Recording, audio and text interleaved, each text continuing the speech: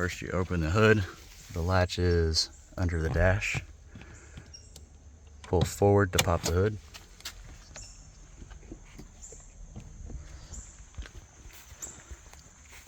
Go to the front of the hood in the middle. There's a small tab right here. Pull to the right and it'll open your hood. And here is your washer fluid fill. Open the cap and you can look down in it and see how full it is, but you can just fill this up with windshield washer fluid.